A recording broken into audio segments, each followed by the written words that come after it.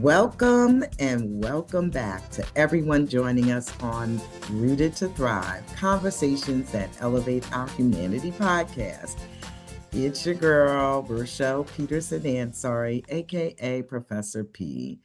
Today I have Angela McIver joining me. Angela is the CEO of the Fair Housing Rights Center in Southeastern Pennsylvania.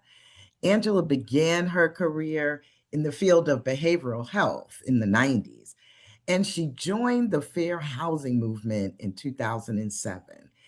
Now, Angela elevated her work in 2020 by pursuing studies and incorporating trauma education into her work. We need to hear more about that too. And Angela's outlets, let me tell you, she's into the arts, the humanities, and time with her loved ones. Now, Angela and I met through Temple University's Multicultural Training and Research Institute, where, as an alum of the program I was in at the time, she was sharing her skills as a belly dancer, y'all. And then we worked together on the Black Male Symposium, the Black Male Development Symposium hosted at Arcadia University for about 10 years. Isn't that something? It's been a while. So, Angela, I thank you for agreeing to have this conversation with me today. How are you doing today? Listen, I am so grateful to be with you. I'm thrilled for a number of reasons. Number one, you took me down memory lane. Number two, you reminded me of a time that I was just living and loving the arts. You're going to have to please forgive me for any background noise if you can hear it, because there's work being done in my home that needs to be done. But yeah, the arts have been a very important outlet for counterbalancing exposure to work in human services. You know that when you work in human services, you're subject to secondary trauma, vicarious trauma. So you better find a way Yes. to Yes. do that energy or that exposure. And for me, it's been through the arts. So I am very proud of my time studying different forms of dance in particular, and specifically Middle Eastern. And, I feel like regardless of what part of the Middle East the music was coming from or the moves were coming from, everything always collapses back into the one, right? Yes. There you Yes, go. indeed.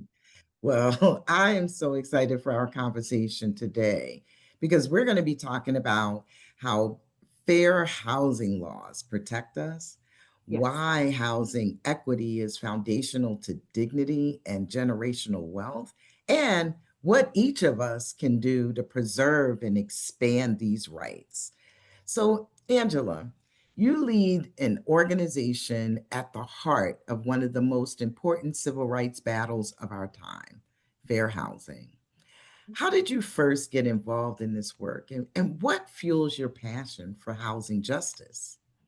Thanks for the question. Mm. Honestly, I didn't see it coming. Yeah, as you mentioned, I have a background in behavioral health, and that opened the door for me to be able to go into the court system in Philadelphia for 8 years during the day to work in pretrial services. And I utilized my discipline and my skill sets from the behavioral health field to help people get out of jail who were pre-adjudicated. There were no dispositions, but they were stuck in custody for the most part because they were indigents, they were poor. You know how that works. Mm. And there was overcrowding that was addressed through a grant. I was hired. I stayed for 8 years. I had no budget. And for 8 years, year after year, I worked with a judge, an assistant district attorney, staff at pretrial services, and helped to release nonviolent offenders who were awaiting adjudication. And then I moved on. It was time. And I spent and one full academic year and a half through in schools at the Philadelphia School District of Philadelphia, and was then picked for an opportunity of a lifetime to run a nonprofit whose name is Enough is Enough. It closed, but during that time, there was a lot of violence amongst our youth. And the goal was to create a mentorship program and other programming for students. I did that. And when that came to a close, I had to, figure out what I was going to do with myself.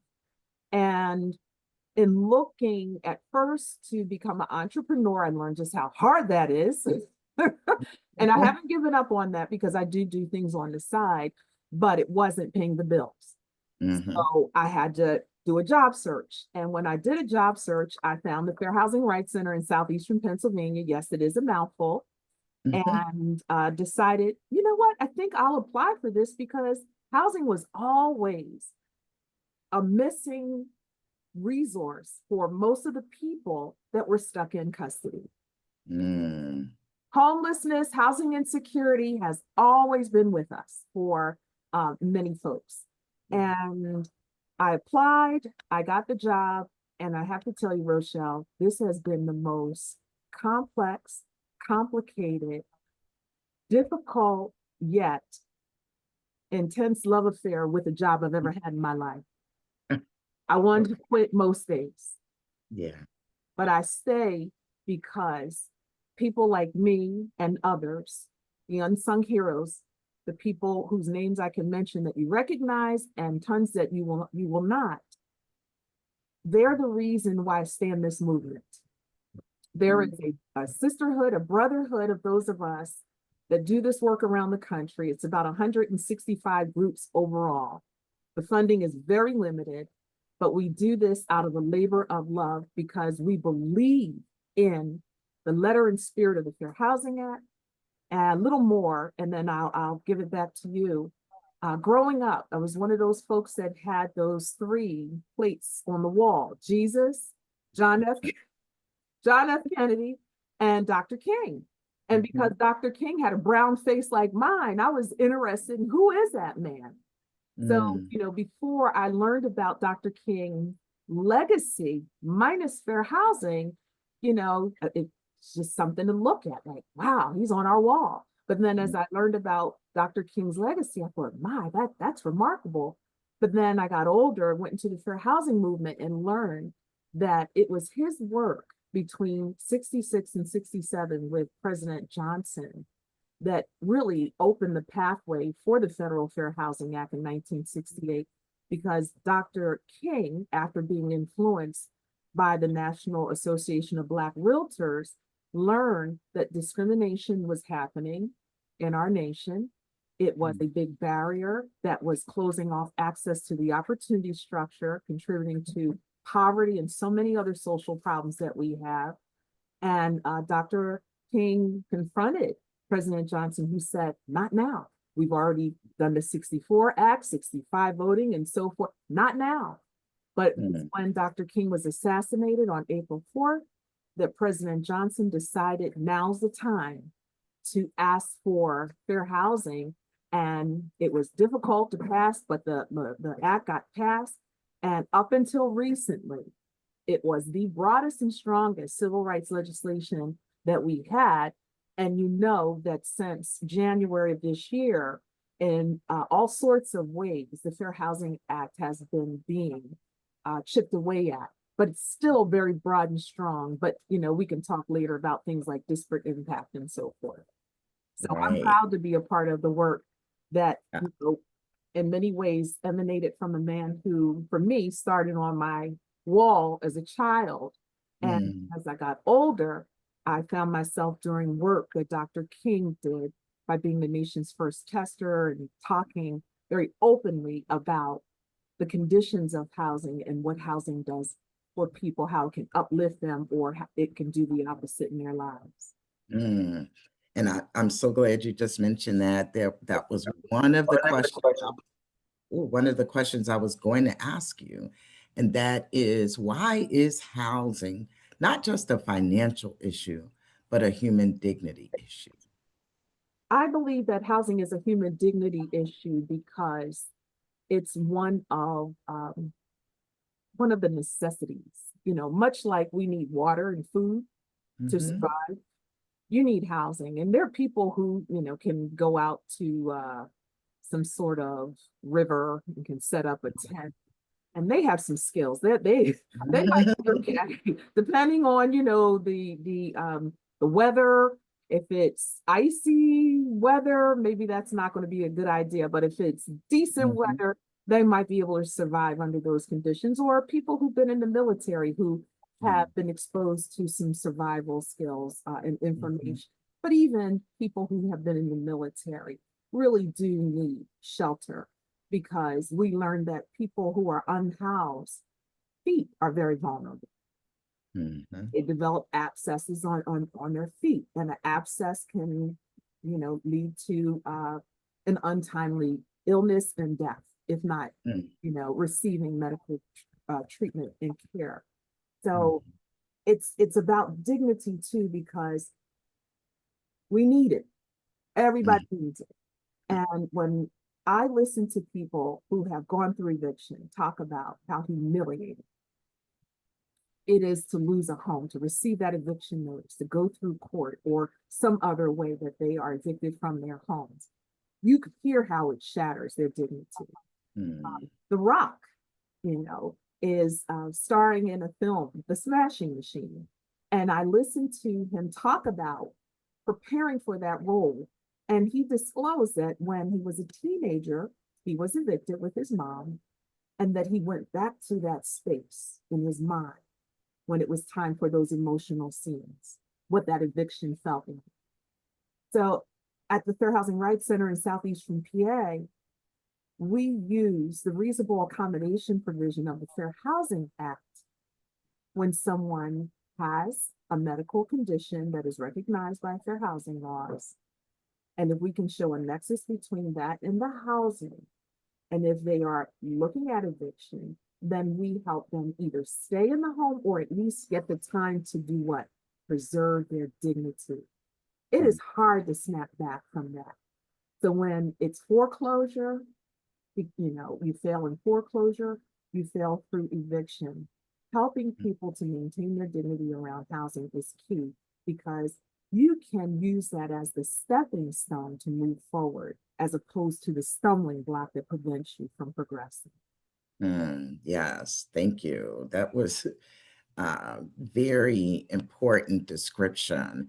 And you talked about the reasonable accommodation clause, Provision of the fair the housing, provision. federal, state, and local Yes, fair housing law. right. So I want us to just break down some of the terminology before we move forward. So for those who are not familiar, can you explain what fair housing actually means and what discrimination-free housing practices look like? Okay, so fair housing has different meanings. Mm-hmm. It's a term of art and it's a legal term. So as a term of art, all of us should be able to access fair housing, meaning housing that is free from, you know, discrimination, housing that is available to qualify. Then you should be able to apply for housing, get that housing, fair housing in America. Okay. And then as a legal term, it means housing conditions that are tied to, and now I'm going to look at federal statute 42 United States Code 3601 through 19, the legislation that President Johnson signed into effect in 1968, that is really about anti-discrimination, anti-segregation, because that is very key, anti-redlining, which is, I mean, really important aspect of fair housing. Not so much mentioned, but certainly a part of it, sundowning, you know, so that people can access housing of their choice, that those old legacy practices that excluded people from space, where there's opportunities linked to space, was confronted and considered illegal in America.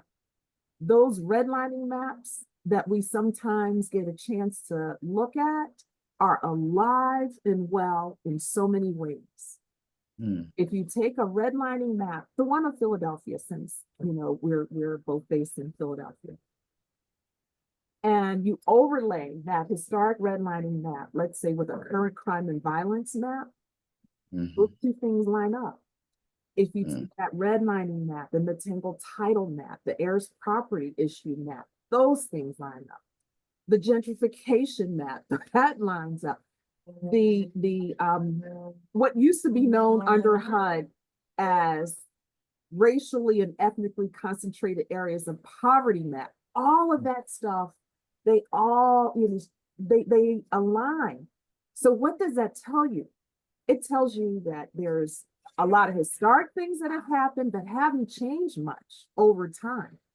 The good news about fair housing policy is that one by one, I'm able to address a case if someone calls the office from the 16 counties that we serve under our enforcement activities. But it also means that systemically, we can uncover some practices through investigations, through testing. That's being challenged right now because under this administration, I've agreed that I will not use the funding to investigate disparate impact claims.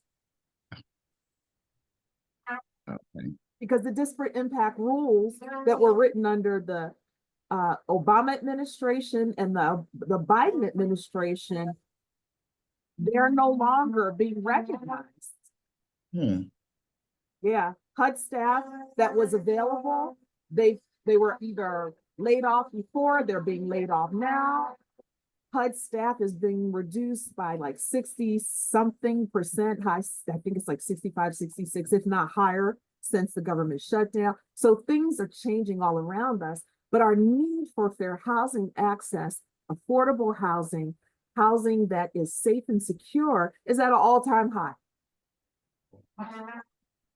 Wow. Okay, thank you. Yeah, thank you. So can you share a few examples of what the discrimination can look like today, whether it's subtle or overt, like during renting, buying, lending, or even in advertising? Sure. If you don't mind, I'm going to close this door. One moment. Thank you.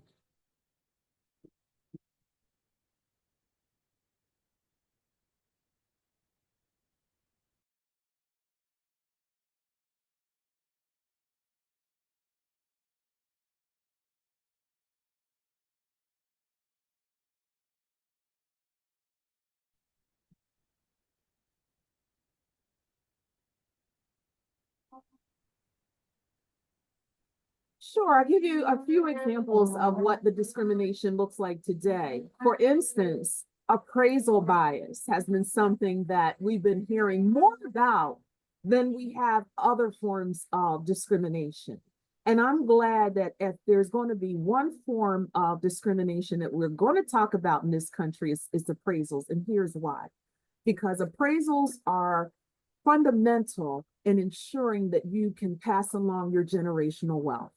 If you're going to use your home as a tool to transfer wealth, then what comes down on that paper in terms of a figure valuation is critically important.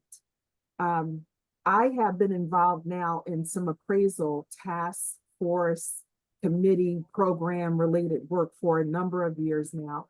And Rochelle, this past summer, I decided to go deeper. I enrolled in Temple University's Real Estate Institute and took what's known as a basic appraisal principles course. Now, I could never go out and do an appraisal after taking that one course, just not enough experience, but it was exposure to what the industry requires. And it was basic. It wasn't, mid-level, advanced, just that, basic. And from that exposure, what I picked up is appraisers are going to look at things that go beyond your control and mine. For instance, they're going to look at neighborhoods along with your home. So where your home is located, that neighborhood is also under scrutiny. And the conditions of that neighborhood is going to play a role in your appraisal. Now, inside of your home, it could be a palace. And you and I know people who live in neighborhoods that once you walk out the door, you know, you're looking at one thing, but when you walk through that door, you're like, wow, right, how beautiful that home is. Upgrades, the whole nine. But the neighborhood's under scrutiny. And the neighborhood could very well influence the valuation. okay. Now, I'm bringing that up because if you decide, I want to sell my home or I want to refinance my home, the appraiser and you are going to look for, and I'm saying in you because as homeowners, we should know how to pull a comp. Right. We shouldn't leave that up to somebody else. It's not rocket science. We should be able to look at apples to apples. So the style of our home, the age of our home, the location of our home, the features in our home, upgrades, all of that stuff, we can pull those comps so that we can even share that with a potential appraiser or a realtor, you know, if we're working with someone like that. But if there's no home within a mile radius that's similar to mine, now we have to look out. We have to go beyond that. Right. And appraisers are trained to pull the comps with neighborhoods that are similar to yours and similar to the conditions.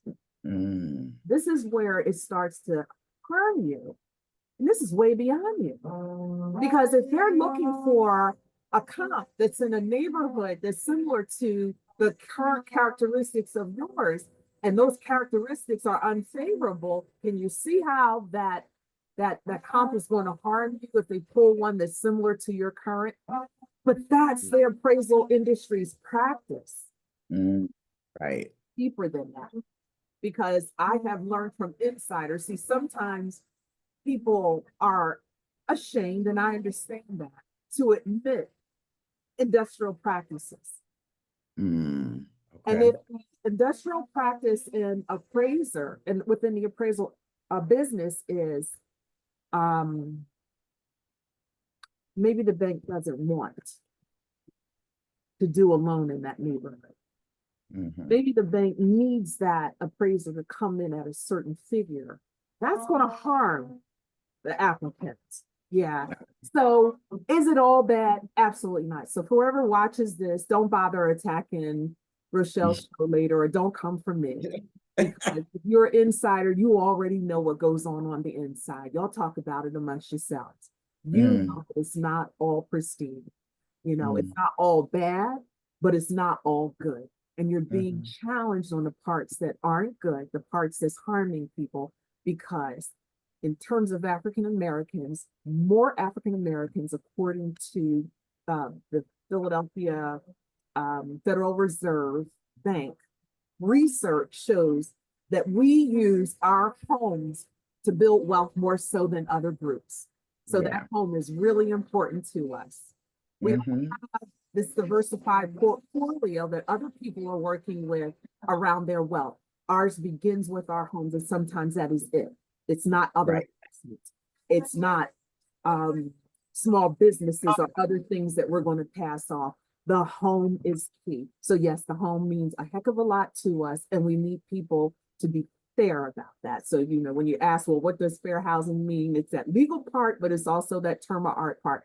Be fair with us about, you know, what value we have invested in our homes, because you don't want to report negative news about conduct from certain racial, you know, we know it's a construct, racial groups, ethnic groups. Then be fair with people so that when they want to leverage the home for a small business or to educate a child, putting them through private school or college, or the trick of a lifetime, or maybe it's a medical emergency that they're responding to, or whatever it is that they're trying to use their home for, that they can tap into that equity and use that equity the way that other people can do and enjoy their lives in America. Yeah, well, thank you for that. And you talked about the equity in the home and the stability.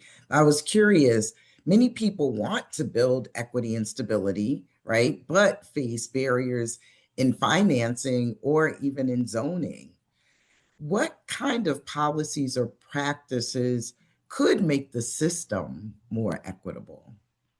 Well, thank you for asking that question about zoning, because what's been referred to as exclusionary zoning practices has been problematic for many people, not allowing, um, let's say, the first example that comes to mind would be mixed use. Okay. Where there might be commercial property on the first floor and then residential space above the Okay. first floor. And that's kind of the new direction that we're going in, is being able to, benefit from having that mixed use space. I mean, let's be real, mom and pop places did it forever back in the day. Yes, You it know, did. they lived in the apartment upstairs, but they come downstairs at 6 a.m. to open up that corner store. You need your Cheerios or whatever from, That's right. your gallon of milk or your quart of milk so that you could feed the children. So Mhm. we need more of that. We have to get away from thinking about housing in these traditional terms, because this stuff's not working for us anymore. As Right. much as I like, stick at homes, brick and mortar, that we're getting away from that. Manufactured homes. We if you exclude putting, let's say, manufactured homes in certain areas, minus Mhm. your feasibility study or your environmental studies where you've determined that it's unfit, unsafe. But if it's just going to be a policy practice that's designed to harm potential home buyers, but benefit groups, that's not okay. We are in a housing crisis. We're in a Mm. fair housing crisis since being chipped away at. We are in affordable housing crisis. We've been in that crisis for years. And I even struggle using the term affordable housing, because that is more complicated than most people realize. That's a formula, you know, Mhm. and that's out of reach for a lot of people.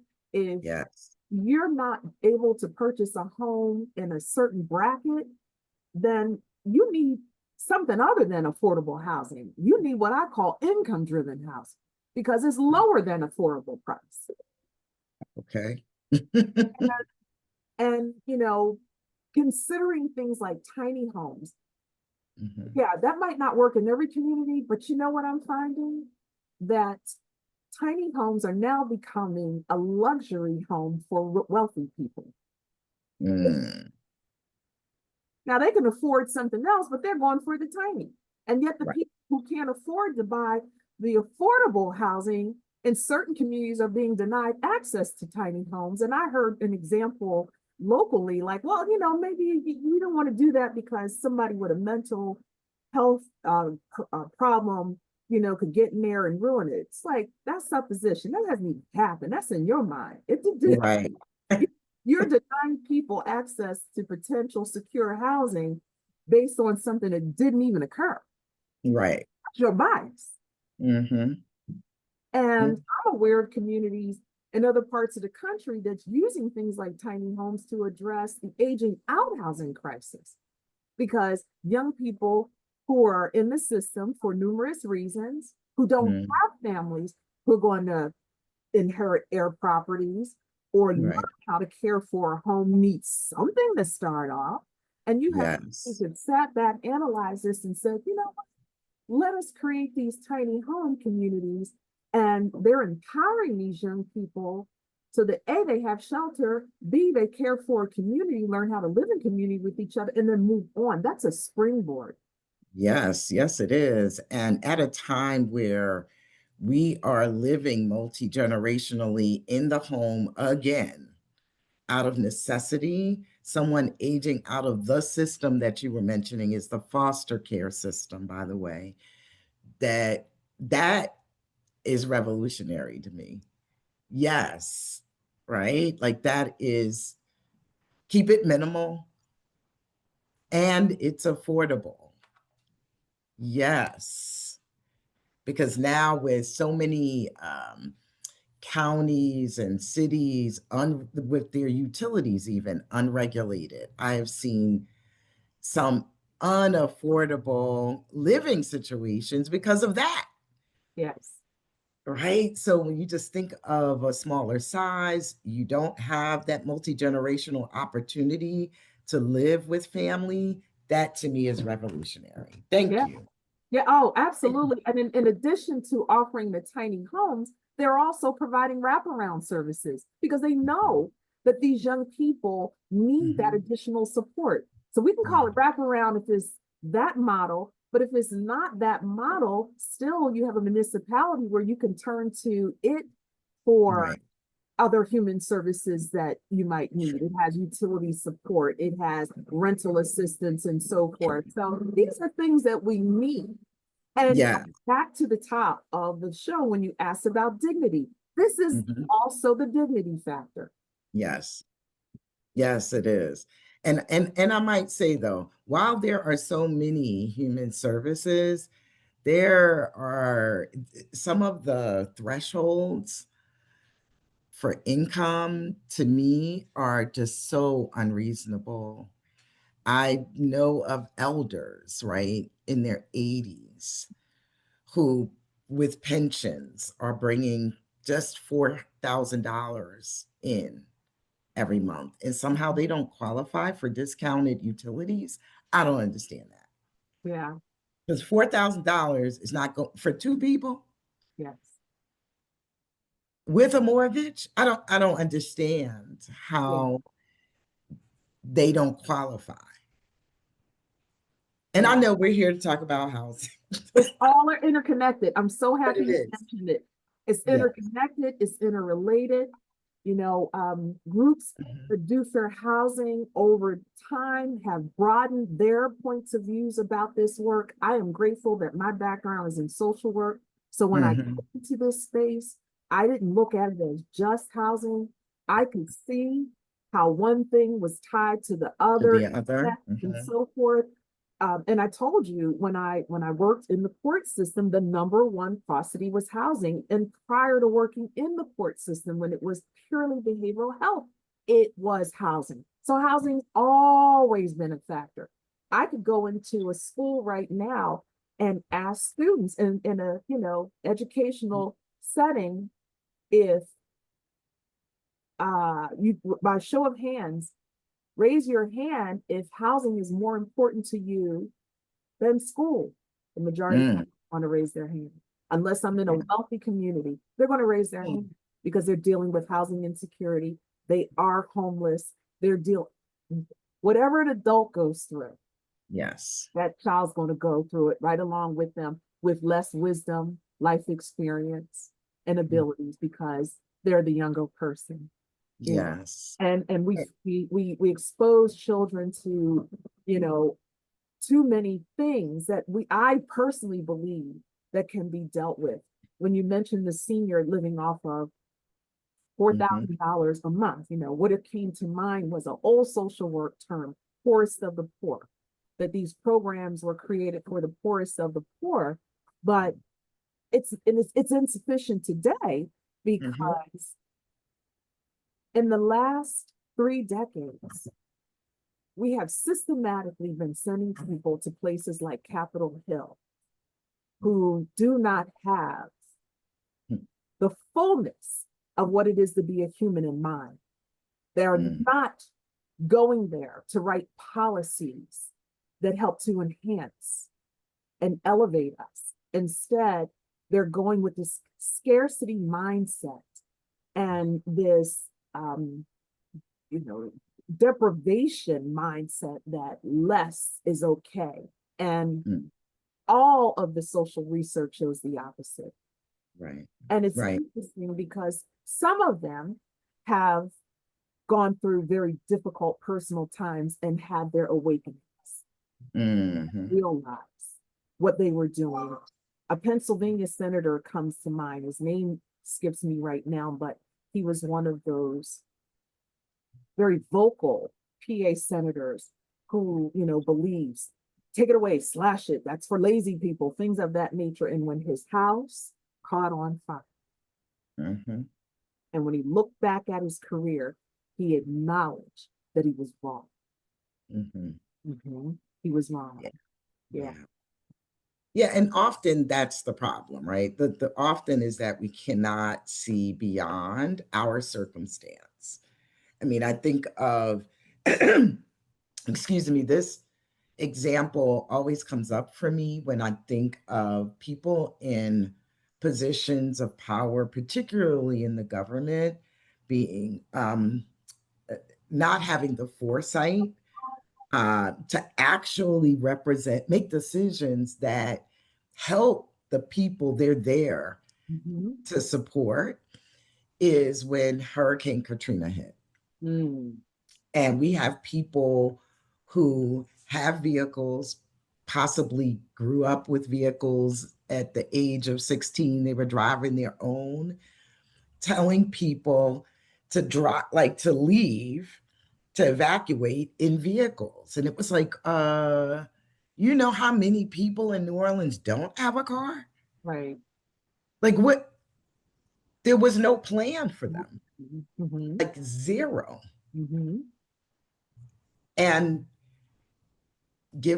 I'm having some compassion and grace Mm-hmm. for those people, that they weren't just being incompetent for, like, or willfully ignoring those people. I believe they cared about those humans, but did not step back at any point before then to think about what people do not have Mm-hmm. access to, that they do have access to on a regular basis. Mm-hmm. Now, excuse me, if we could, I would love to talk about, excuse me, I want to talk about these renters and home buyers, and what are some of the everyday red flags that might indicate unfair or discriminatory treatment. So we could begin to talk about some of the ways your organization helps the larger community. Mm-hmm. Wow, that's a great question. So I want to begin by saying that, when you get that feeling in your gut that something isn't right, lean into that. Because, when you're in tune, you do get messaging that something didn't quite feel right. And at the same time, I will admit that today discrimination can feel warm and fuzzy. So yeah, you might have one or two things happening. You might feel good, but you still didn't get what you were in pursuit of, although they made you feel good about it. And a colleague who's now retired, Fred Freiberg, wrote a few years back that it was the warm cookie and the handshake experience, but you were still discriminated against. And pardon me for that outburst of laughter. That is just my way of coping with the real pain and sadness that comes with this work at times. So forgive me Mm-hmm. for that. But for renters, I can remember recently hearing an example that you had to make 45 times the rent. I was Boy. waiting for that reaction. Yeah, I mean, how over the top? 45 times. Who makes 45? I mean, seriously. Right, So it's something that outrageous, if you right. come in contact with that.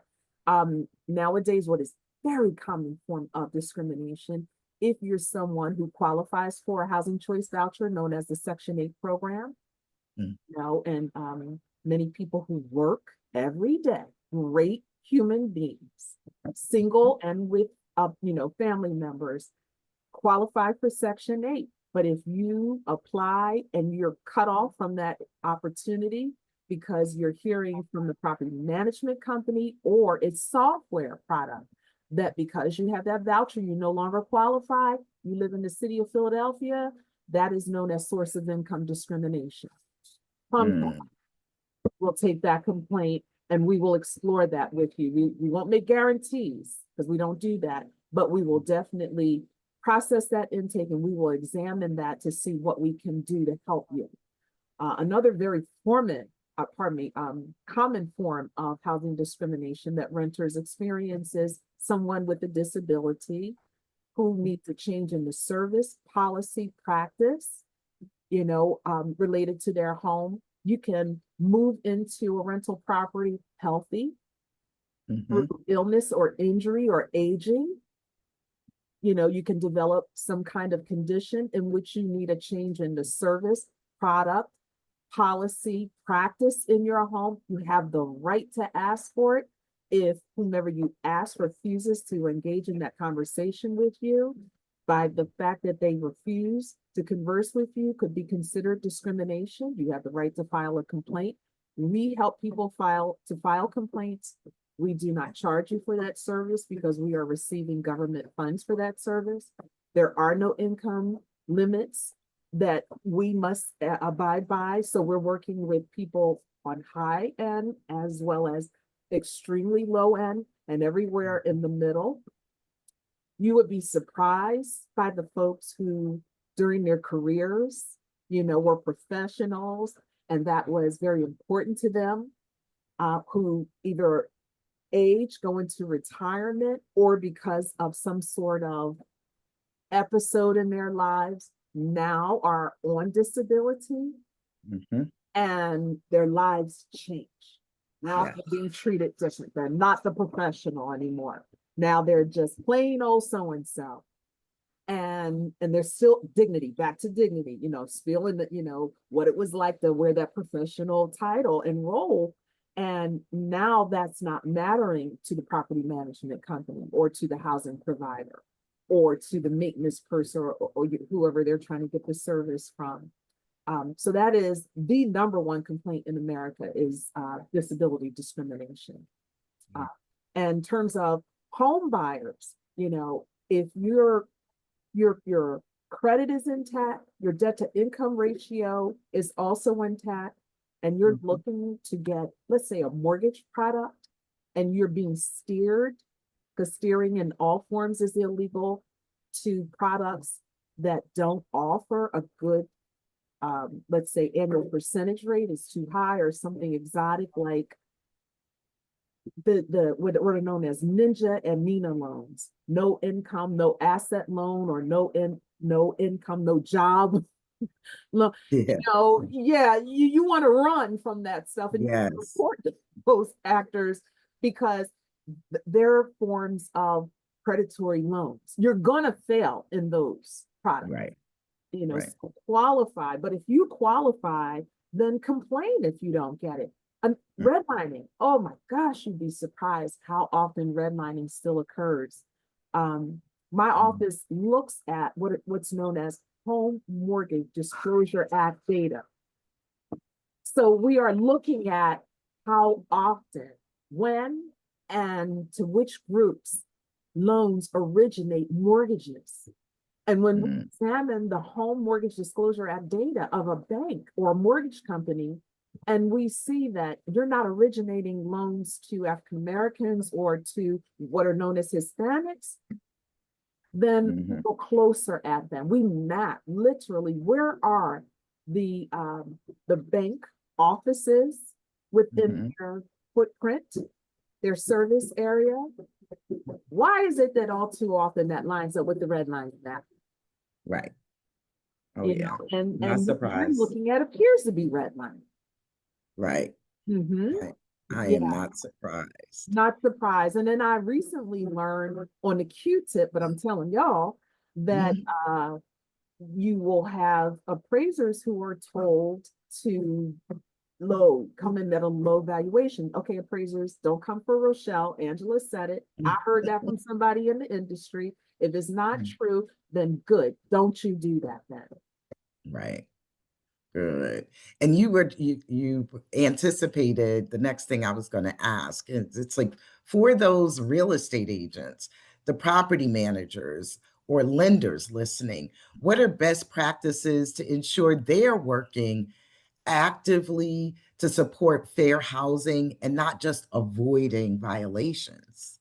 That's a good question. Yeah. So don't just check off the boxes, but going out of your way to ensure that all people have access to your products. And sometimes it's the smallest things. For instance, if you have an office and you do decide to put pictures out, make sure those pictures are diverse pictures.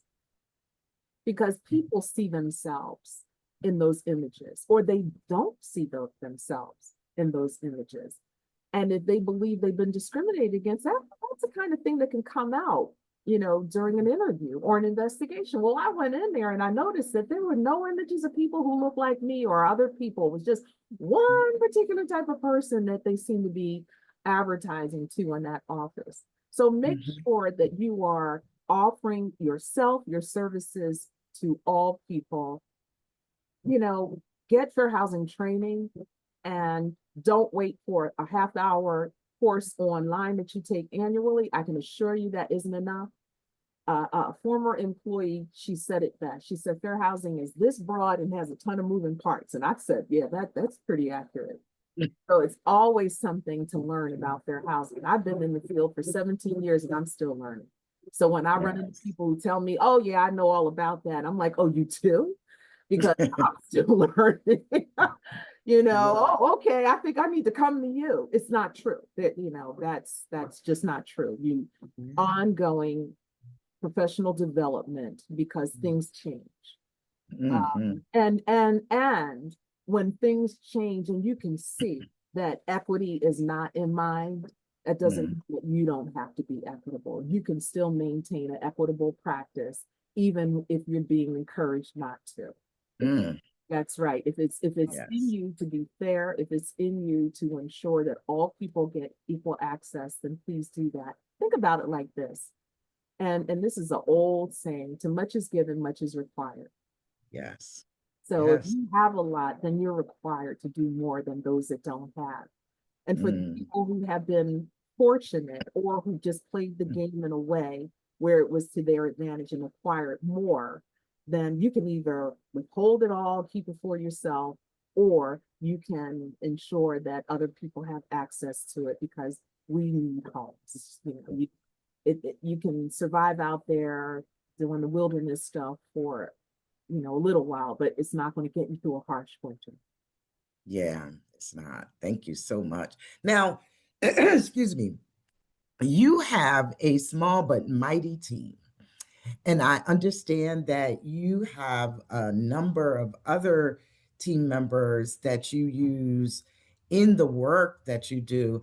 I don't know if you have enough of those people to go around for the number of investigations you have to do. Talk to us about how, I don't know if there are any opportunities to support the work that you do. Absolutely. Thank you for that question. So I'll start with, yes, if you are inclined to support this work, we need you now more than ever, because the funding has been an issue since the beginning of this year. Unfortunately, my agency received a DOJ termination letter back in February. Thank goodness we were able to have our contract restored, and I also signed a year 2 contract. I don't know what year 3 brings me. So what I'm saying to you, that I'm not relying on the federal government for everything, and you shouldn't either. So if you have, wealth that you want to share, you're looking for a nonprofit to give, the Fair Housing Rights Center is a great place to give to, because we keep people in our homes. Our tagline is, we fight housing discrimination, we strengthen communities. When people get to stay in their homes, we strengthen that community. That's one less home, one less household, one less individual or unit of people that fall apart. We keep that kind of thing intact. And we're stronger as a nation when people are intact, when neighborhoods are intact. School systems are stronger, jobs are stronger, the economy is stronger, all of those things. So if that makes you feel warm and fuzzy, please support us by going to our website, fairhousingrights.org. Fairhousingrights.org. Donate, donate, donate. We need it. We need it. We need it. The other part of it is they're known as secret shoppers. Okay. Another term that is used is tester. So tester, secret shopper, whichever one you prefer. In Pennsylvania, they're not allowed to use devices. So people are trained, because if through a deposition rather, they're asked a series of questions, they need to be able to show that they were qualified. Testers are trained individuals who work with our organization and other fair housing groups around the country to either audit or they're sent in based on a complaint. So there's audit testing to determine if there's systemic discrimination happening within, let's say, a property management company or another type of real estate business. And then there's the complaint-based test. That means a bona fide complainant of housing discrimination contacted us, they're a member of a protected class, and there's a covered transaction. So here are the protected classes that at the federal level: race, color, gender, national origin, familial status, disability. And I feel like I'm leaving one out. Is it religion? Religion. I left out religion. So there's 7 protections. The covered transactions include things like rentals, sales, lending, insurance, appraisals. It could be inspection. It could be almost any housing transaction. And if we're able to provide direct evidence that there's discrimination happening or indirect evidence that there's discrimination, we can help people file the complaint and they're not paying 1 red penny out of their pocket for that service. Why? Because of the commitment to fair housing activities that began with the implementation of the Fair Housing Act. And earlier this year, the fair housing community lost a giant. Her name is Lee Porter, ancestor Lee Porter. Mrs. Lee Porter. She was in her late 90s. She was responsible for going to President Reagan, who helped to strengthen and broaden the Fair Housing Act. So President Johnson implemented it through Dr. King's assassination, and then President Reagan opened it, broadened it, gave it its enforcement powers, and supported what is known as Fair Housing Initiative program funding. My organization is a recipient of it. Most fair housing groups around the country, we are recipients of it. It is good money, but it's not enough. It is not enough for us to run a thorough operation. We must fundraise to do the rest. But right now, it is all under attack.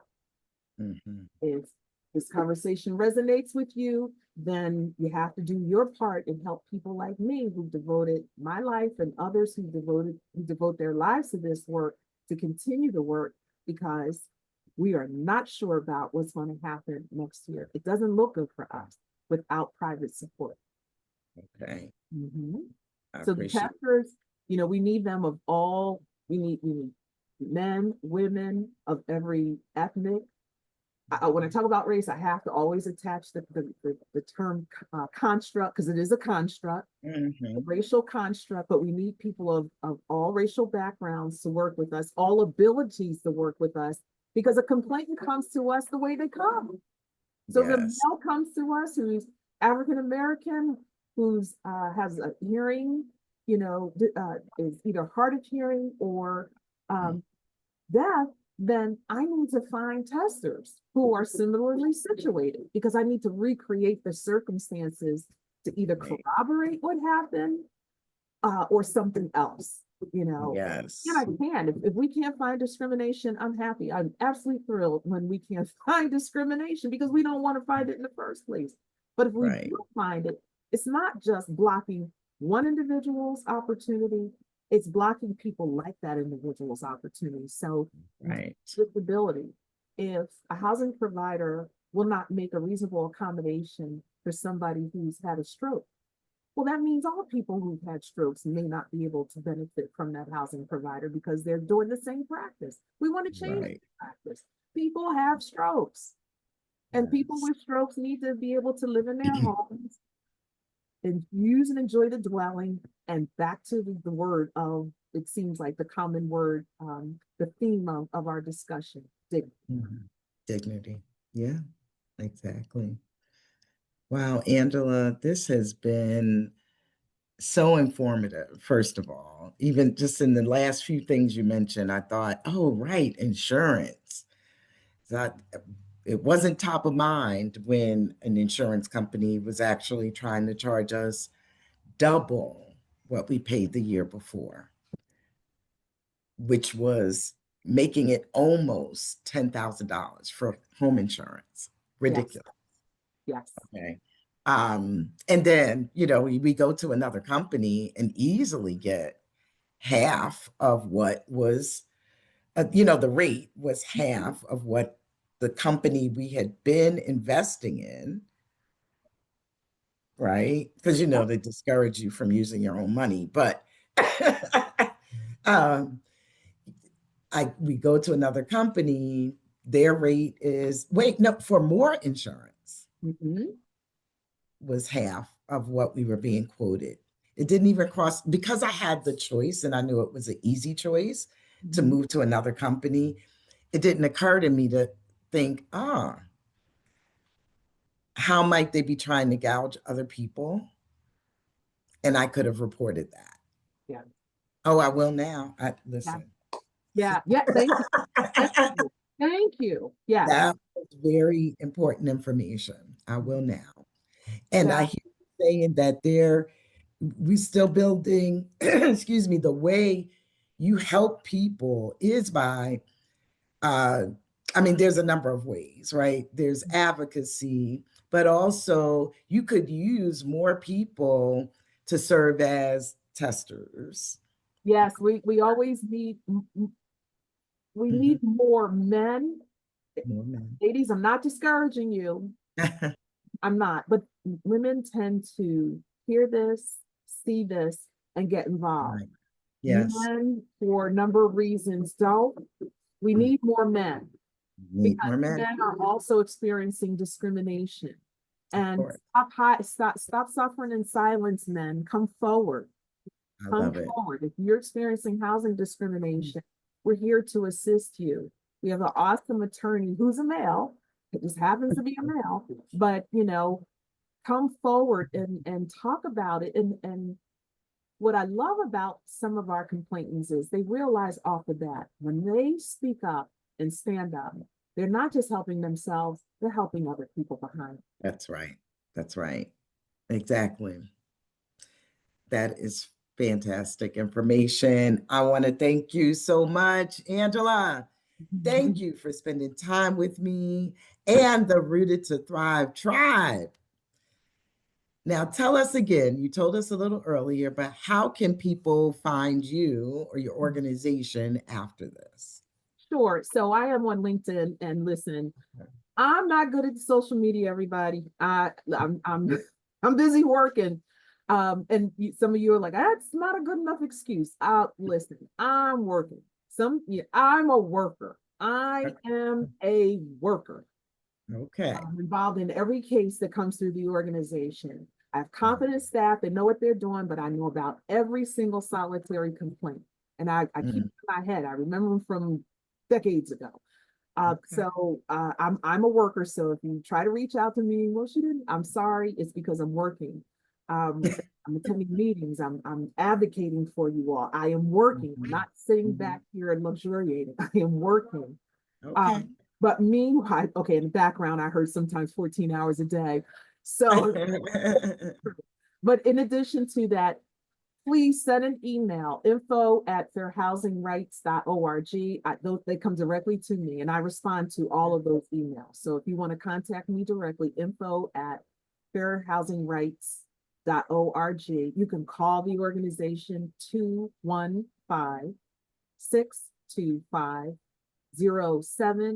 215-625-0700. My extension is extension 10. Let me just say, if you have a complaint, you want to select extension 16. Rayon Grizzle is a phenomenal Mm, administrator and program specialist who does our intakes.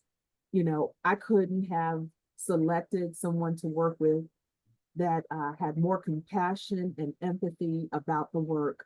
Um, mhm. yeah, I have an awesome team. So trust extension 16, talk to Rayon. If she doesn't pick up, it's because she's working with someone else. Mhm. She will get back to you, and we discuss every single intake. So when I tell you I'm invested in this company, I'm very actively involved. Staff does their jobs, but I hear everything. Um, Yes. so the other piece is if you want to help us, heaven knows we can use the help because Mhm. um, as we move forward, rather than giving more to us, Mhm. although we have a significant housing crisis happening in America, the opposite is happening rather. The government is taking away, not giving. Please help us so that we can continue to help the public. Children acting Mhm. out in the streets. Some of that has to do with their housing predicaments. Mhm. Um, People who end up in custody, some of that has to do with their housing predicaments. People who end up in institutions like hospitals, assisted Mhm. living facilities, some of that has to do with their housing predicaments. All things are interrelated, interconnected, and what we do is act as the foundation of housing by ensuring that no discrimination that is illegal occurs on our watch. So we need your ongoing support. And I thank you so much for this opportunity to share our story with the public. God bless you for what you do. Oh, well, thank you. And I want to say that wherever you're listening from, right, there should be a fair housing entity that can support you nationwide, right? Like I can only speak for the US Yeah. because, right, Yeah, you're yeah. In your in funded your local neighborhood, you should be able to find a fair housing group, or in your state, because in some in the state. parts of the country is a statewide agency. You should be Hmm. able to find fair housing support, but groups like mine, the Fair Housing Initiative Program recipients, we Hmm. receive lots of training to be boots on the ground, to be able to hear these cases, deploy services where we can, and help you file a complaint if that is what's necessary. And we try to avoid complaints, just so you all know. I'm not complaint happy. That's when everything else has failed. Right. That's when we're going to fight. But if we can negotiate or mediate a better outcome or a quicker outcome, then that is what we strive to do, because then it's cleaner and we feel like that's a relationship that we might be able to continue to have over time. When we file, we realize that somebody's going to be really upset. Yeah. Yeah. And Yeah. and some people go through the administrative complaint process with us, or if we go through the lawsuit pathway, but go through Mhm. those pathways with us and we come out stronger. Whereas most don't. They're upset about it. Yeah. No, understood. Well, again, I want to thank you so much. And I want to thank all of our listeners for stopping by. And if you haven't already, please subscribe. And of course, share this episode widely. I would search fair housing. Wait, I'm sorry. What's the full name? Get it Fairhousingrights.org. right. Mhm. Right. Fairhousingrights.org to get connected wherever you are Thank you. in the And not to US. be confused, if I can say this, not to be confused with the Philadelphia Fair Housing Commission. People do that to us every day, all day. They Okay. have somehow switched our identities. We are separate. That is a municipal agency. It does awesome work, but we are a Okay. nonprofit. They are a municipal office. Understood. Yeah. We have our own identity. Right. Yeah. People probably just hear fair housing. And they're like, okay, help me. Yeah. Right. But again, thank you all for stopping by. We deeply appreciate all of you. And hey, next time when you open up the podcast, I'll be here to welcome you back to Rooted to Thrive.